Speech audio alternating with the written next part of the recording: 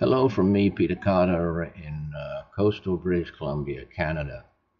Yes, this is me, so this is a global climate change video, but it's a most positive video, and my little reporting of a truly great event that most people are probably aware around the world occurred on Friday, the 15th of March. And of course, this event was the worldwide children's climate strike.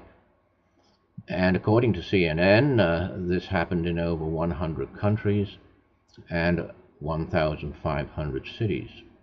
Also reported was the possibility, and from what we saw, the probability that the number of young people involved in protesting the inaction by their adults and by their governments and institutions, their numbers amounted in the hundreds of thousands. It was a beautiful spring day in the city of Victoria. The flowers were out and the cherry blossoms had started to come out to grace the event even more, and the green grass on the lawn in front of the legislature also provided a lovely background. When we arrived, myself and my wife Julie and our climate change savvy friends, there was a huge throng of children, young people, sitting and standing in front of the Victoria legislature. According to the protocol, this was a truly grassroots event. Of course, there was no organization behind or organizing even behind this event. It happened spontaneously in all of these cities and towns around the world. Anyhow, a protocol had drifted down that we adults would stay behind and allow the children to truly lead. So we're standing behind and looking at this beautiful throng of young people, a lot of posters, of course, and the children just kept on coming. Coming and coming and coming. We look back behind us and there's more children walking and with their bicycles and adding to this great spectacle. The event, completely informally, was initiated by one person, a 15-year-old girl in Sweden called Greta Thunberg. And having heard her responses to adult news reporters and also to leading government people, both at the last climate conference in Poland and also subsequently at the World Economic Forum, she is truly amazing.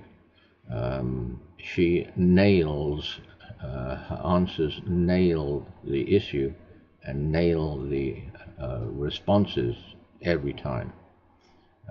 She has an almost uncanny skill at being able to immediately respond and include the core reality, the core facts of this terrible situation that the world is in with her answers. So we discovered that she was by no means alone. The responses that we heard and in the conversations that we took part in, all of these young people fully understand the terrible the threat.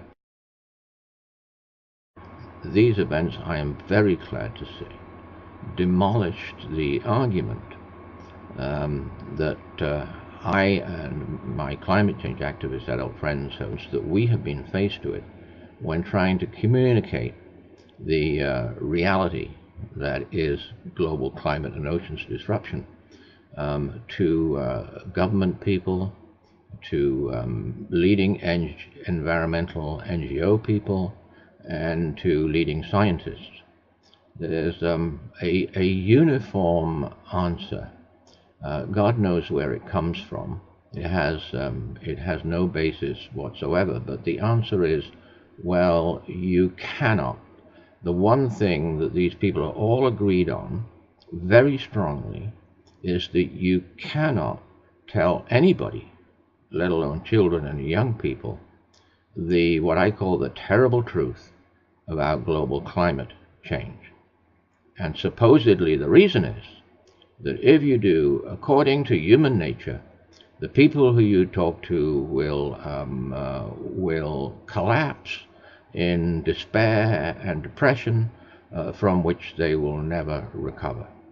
Well, it's absolute nonsense. I mean, my career has been in family medicine and emergency medicine, so I know, not just from my knowledge in psychology and human behavior, but I know personally this is totally, absolutely untrue.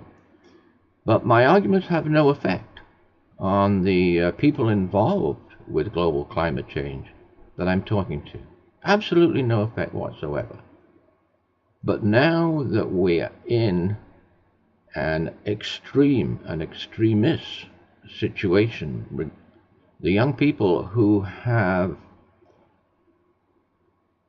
seen and faced the reality, very largely, I think, from the last IPCC assessment on the 1.5 degrees C report, which was a very good report in documenting the terrible effects, catastrophic effects of 2 degrees C, and disastrous effects of 1.5 degrees C. 1.5 degrees C now being the limit that the scientists and everybody are focused on, except for our government leaders, that is. They give lip service to the 1.5 degrees C target, but they do absolutely nothing apart from pushing for more fossil fuel extractions and more fossil fuel distribution. All of this is well known and well articulated by our young children. And our young children give the absolute lie that human beings cannot handle scary, threatening situations. And of course, all of human history says that this is absolutely untrue. One thing that characterizes us human beings is that we do rise to the occasion against overwhelming odds, and we do prevail. So I hope and pray, obviously, this is going to be the case from now on with the global climate, the global oceans, Earth emergency. We adults, the media very properly publish the fact that, on reflection, it's really very shameful that we have waited decades, in fact, for people in large numbers to come together and get out into our streets and cities and protest on the basis of global climate change. So the children are our leaders, and my generation, particularly the laggards. So what we can do now is just support, write in newspapers, etc., and support the efforts of our young people.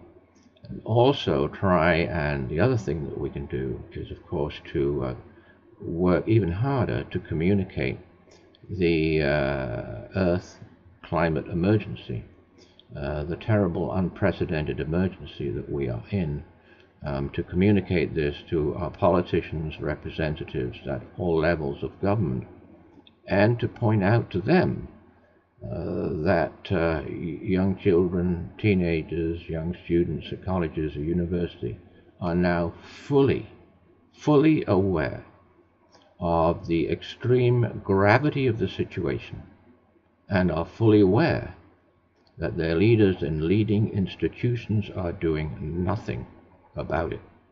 Not only that, they are well aware that their governments are encouraging, subsidizing for more fossil fuel extraction and more fossil fuel distribution.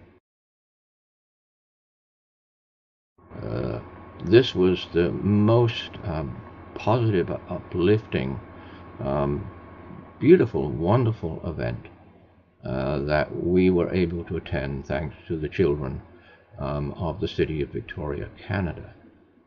And this response from the children it's very, very clear from what we experienced in Victoria in front of the legislature building, that this spontaneous movement for our children is going to grow and grow and grow.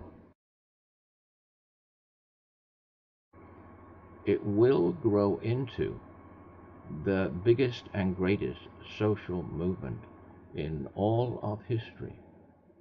Um, the adults, climate change activist adults and working that I was with, we all shared this conclusion that we were witnessing the start of something great and enormous in its extent. And so finally, I just want to say from the bottom of my heart to all of the young people who took part, a huge thank you, a great expression of gratitude. And we will continue to do our best for you.